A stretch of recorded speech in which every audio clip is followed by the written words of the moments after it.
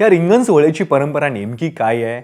यावेळी जे काही खेळ रंगतात त्या खेळांमागची गोष्ट काय आहे? जाणून घेऊया संत ज्ञानेश्वर पालखी सोहळ्याचे प्रमुख राजेंद्र उमप यांच्याकडून।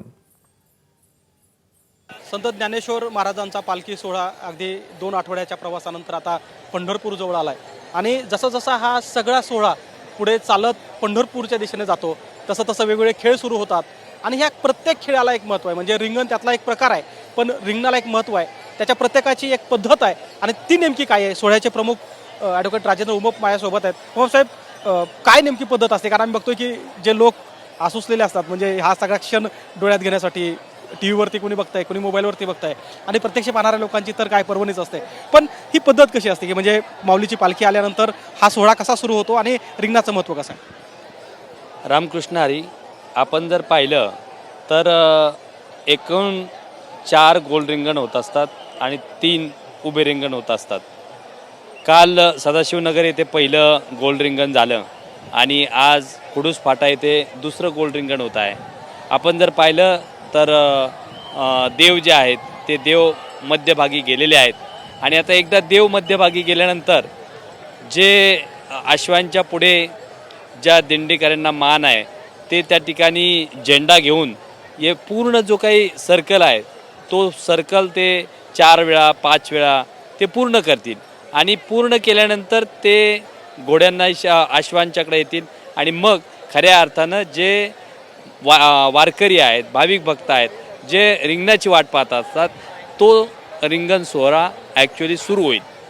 अश्व त्या ठिकाणी 1 2 3 4 असे त्यांना ज्याप्रमाणे ते सर्कल घेतील त्याप्रमाणे तेवढे ते घेऊ शकतात। काल जर आपण पाहिलं तर सदाशिवनगर येथे 3 सर्कल त्यांनी घेतलेले होते। निश्चितपणे आज या ठिकाणी जास्त सर्कल घेण्याचा त्यांचा मानस आहे आणि सर्व भाविक मोठ्या उत्साहामध्ये हा रिंगण सोहळा बघण्यासाठी उपस्थित आहेत।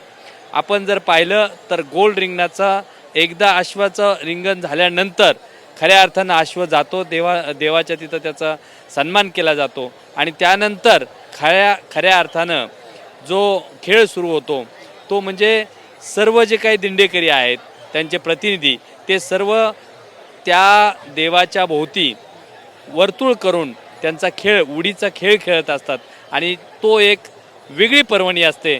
कारण नुसतं रिंगण सोहळा म्हणजे अश्व गोल फिरणे एवढं नव्हे तर हा उडीचा खेळ जो आहे तो अत्यंत महत्त्वाचा आहे आणि त्यामध्ये हे सर्व आमचे जे काही वारकरी आहेत, मग तो पाऊस असू द्या, गेल्या वेळेस जर आपल्याला आठवत असेल तर या ठिकाणी पाऊस पडलेला होता, त्यामुळे निश्चितपणे सर्वजणांच्या नजरा या आता या गोल रिंगणाकडे लागलेल्या आहेत। उडीचा खेळ जो असतो तो आम्ही बघतो की आता ह्या सगळी जी मंडळी आहे, टाळकरी आहे, मृदुंग चालक आहेत, ही सगळी वयोवृद्ध मंडळी आहे। कुणी 55 वर्षाचं आहे, कुणी 60 वर्षाचं आहे, कुणी 65 वर्षाचं आहे, पण त्याच्यामध्ये एक सूरपणा जो येतो म्हणजे जी डिसिप्लिन आहे त्याबद्दल काय सांगा? आपण जर पाहिलं तर जगातली माऊलींची वारी जी आहे ती एक शिस्त अशी वारी आहे आणि या प्रत्येक वारकऱ्याला कोणालाही सांगावं लागत नाही।